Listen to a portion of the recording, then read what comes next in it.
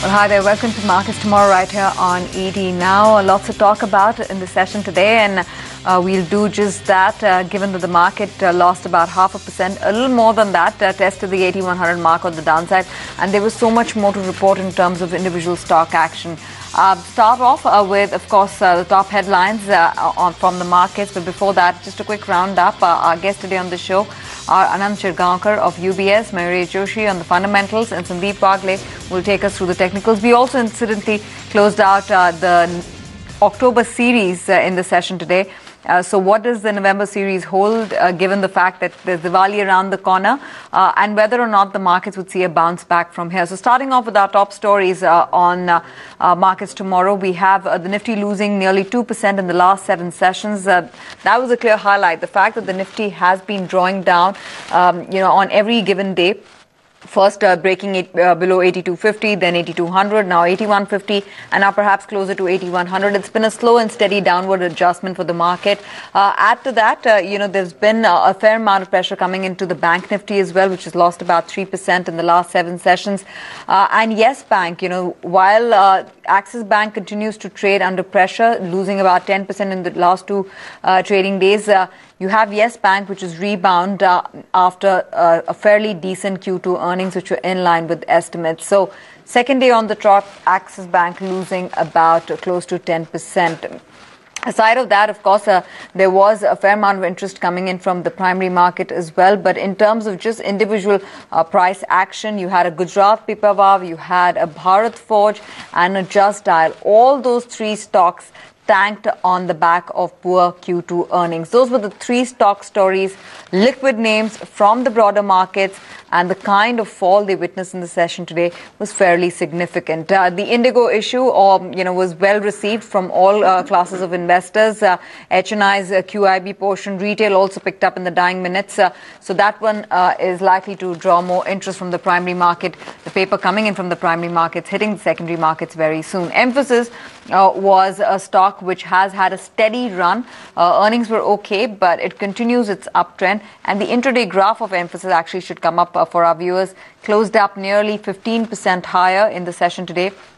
Was fairly strong, and like I said, the momentum has been fairly steady on this one over the last 7 sessions. That's 516 in the session today, close to a 15% gain, but over the last 15 odd days as well, 7 to 15 odd days, you've seen the stock continue its move upwards. But the question that we're asking today is whether or not the new series, the November series, will bring about a bounce back in the markets. Mayuresh Joshi, let's start off with you.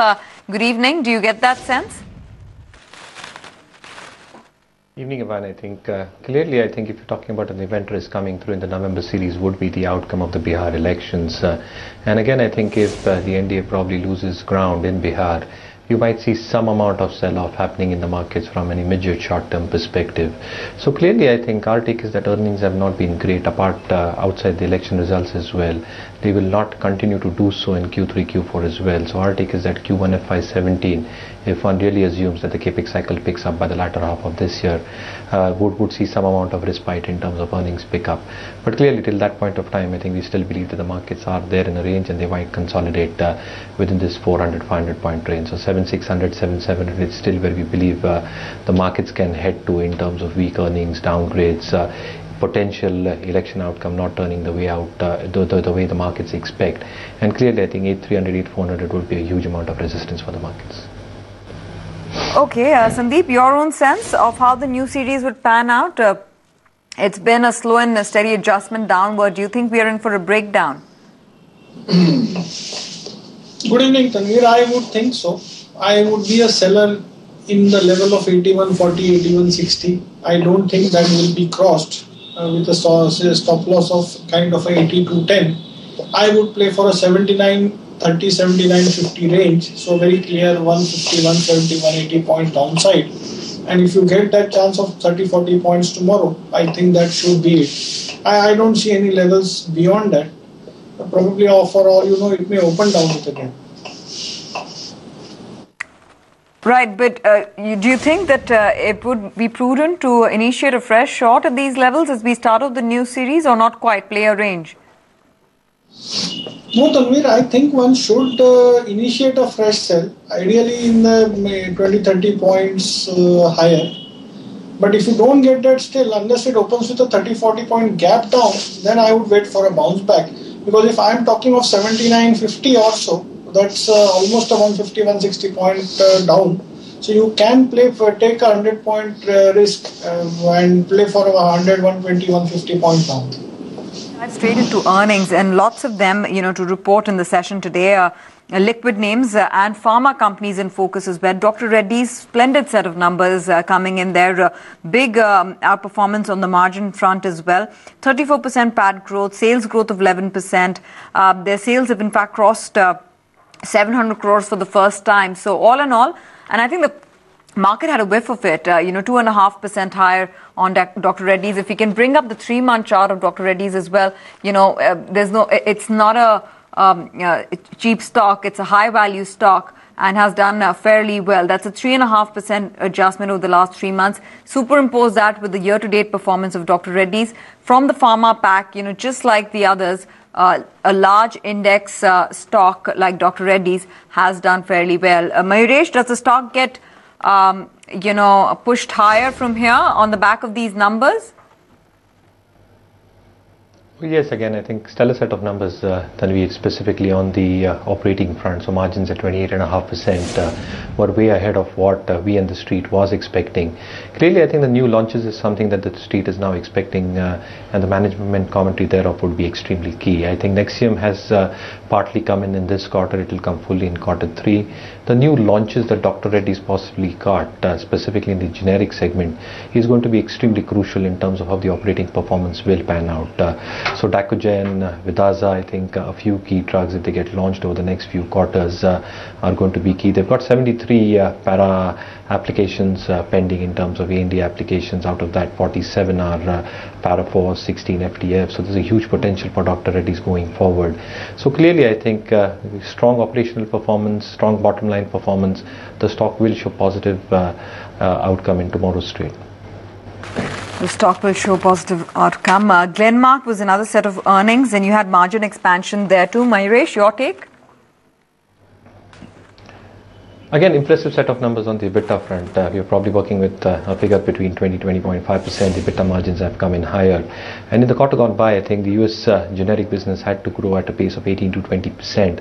So I think if they're able to do that in the next few quarters, I think the US business will hold up for Glenmark Pharma. The Indian business has done exceptionally well for Glenmark as well. They had a few launches in the US market in the quarter gone by as well.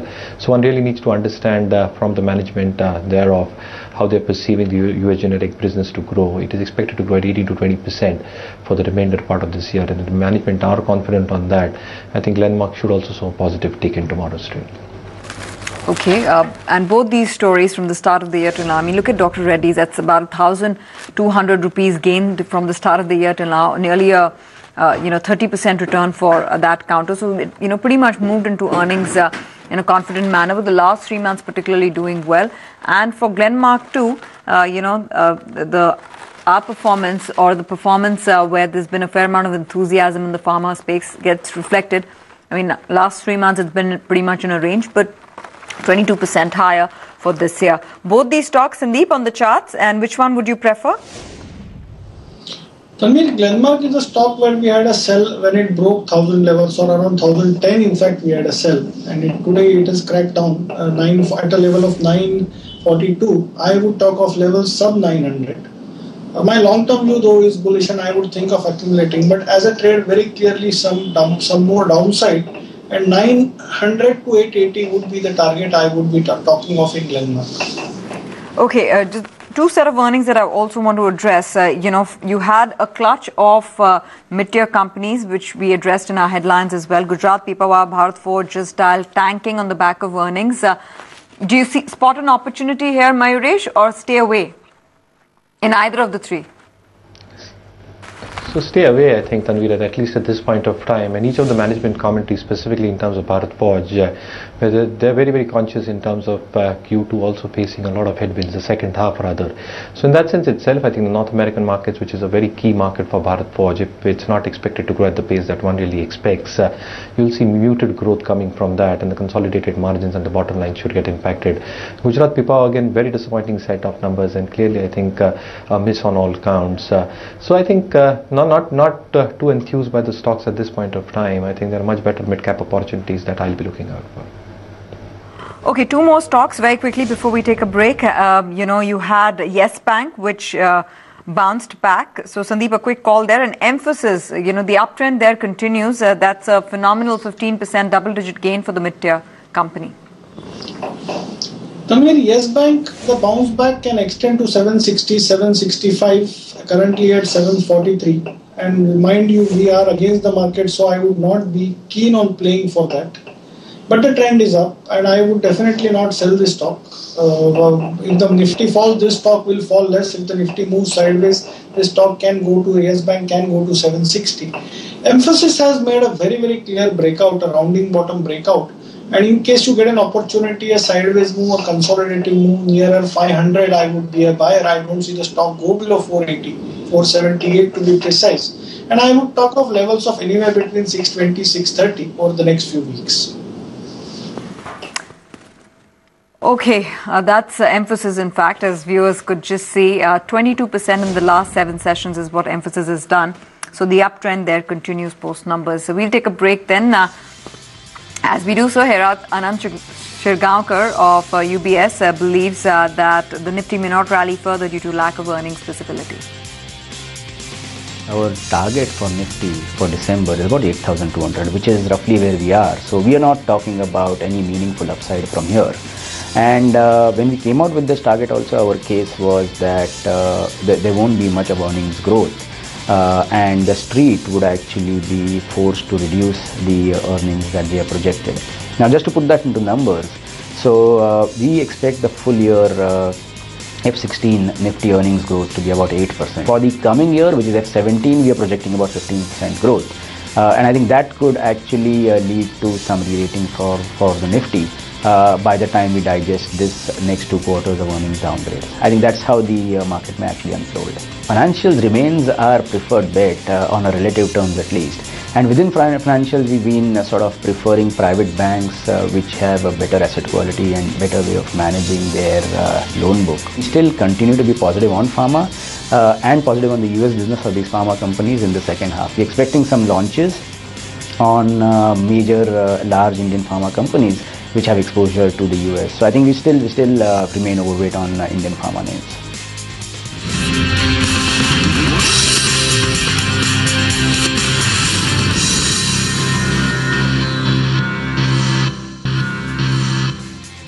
Welcome back. You're still watching Markets Tomorrow right here on ET. Now, lots of earnings to watch out for in tomorrow's session. And large cap names, ICICI Bank, Kotak Bank, ITC, L&T.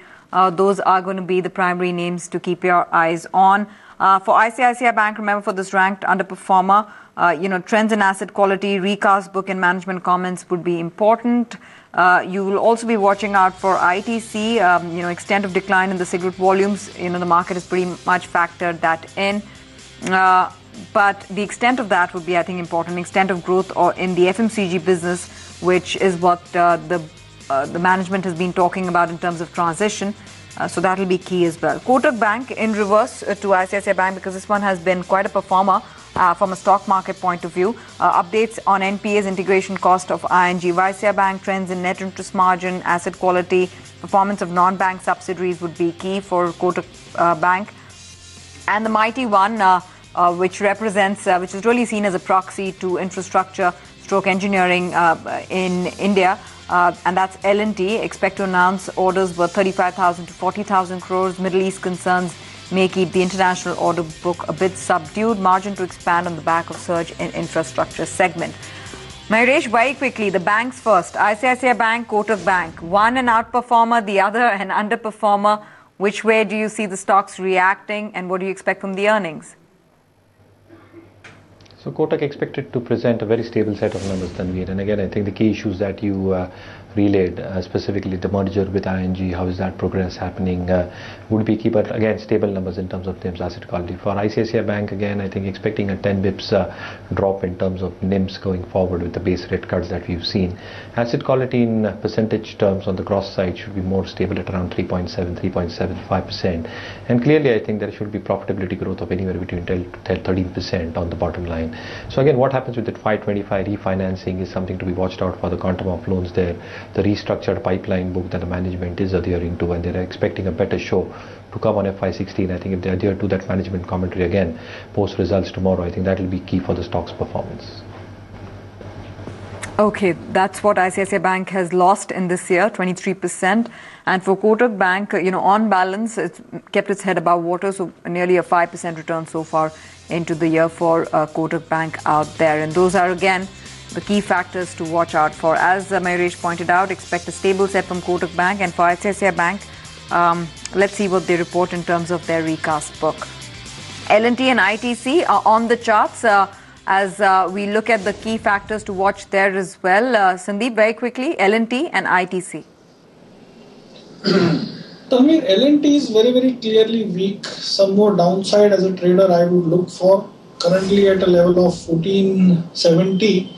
I would think 1410, 1420 will be tested in the next few days. And in case that 1400 doesn't hold on to, then I would be worried, because there are new swing low being broken, means that it can even go sub 1300 levels. But as of now, I would be happy talking of 1400. And I don't see on the upside 1500 any move towards that should be sold into. Now ITC is basically a defensive stock. It may not fall that much with the market, but I don't see ITC in a hurry to cross 360. So 340 on the downside as a support, 360 on the upside. I don't see this range being broken in the immediate future. Okay, great. Those are earnings addressed for tomorrow and stock views also coming in. Mobina joins in now to highlight the stocks to watch out for. Emphasis and Torrent Power are on your list, Mobina? Well, absolutely, Tanveer. Emphasis because of the stellar gains that it has posted in the trading session today. It has been able to touch its 52-week high, and remember that Emphasis had come out with its results a couple of days ago. Very strong set of numbers because in fact we saw the entire mid-tier IT pack perform very well, and of course Emphasis was one of that. So it would be very interesting to see how the stock performs tomorrow. Would there be some profit booking, or would there be further buy-ins? And the next one is of course Torrent Power, rightly deserved so, because the company was able to post a stellar set of earnings. Consolidated PAT was up by 245 crores. That's more than 1,000% jump that you're seeing on a year-on-year basis. And even the net sales were up 17% year-on-year at 3,061 crore rupees. So we did see a lot of gains coming in today's session today. It touched its 52-week high. Of course, it's cooled down from its highs. So it would be interesting to see as to how this would move tomorrow as well. Yes, interesting to watch out for both these names. Let's wind up with specific ideas from both our guests. Sandeep, start off with you. How would you advise viewers really to navigate trade tomorrow? Tanveer, I would talk of the Nifty moving in the 80508160 range for tomorrow, and any move towards it even 30 nearer that I am comfortable selling. Probably if 8050 is broken down, we may even go down to 7930, 7950, which should happen maybe tomorrow, maybe over the next couple of trading sessions. So I would go with both sell ideas. A sell in a PFC, stop loss 239, target of 226, and a sell in a BHEL that gave a clear breakdown, stop loss of 207, target 192. Mayuresh, we just about have 15 seconds, so one value pick for investors watching. So clearly what we're liking at this point of time is a stock in the auto ancillary space called Minda Industries, and that's again a call over the next 1.5 years. Expected to do well on the switches, on the horns business and the electric business that the company operates out of. Its international subsidiaries have started posting profits of 5 crores against losses of 14 crores in FY14, and the compounded growth rate in terms of top line of 15% not ruled out. EBITDA margins close to 8%, rates close to 9 times, which is quite reasonable. So I think we remain extremely optimistic on this stock over the next 1.5 years. Okay, Interesting. Minda Industries 514 wrapped up just about in a range in the session today. Thanks very much both of you for joining us and giving us your insights to the market, also highlighting your value as well as trading ideas. That's time out on Markets Tomorrow. Lots to catch up with the markets in tomorrow's session, which we'll do as always at 8 a.m. with the markets. So that's when your appointment is with us. Do watch us then.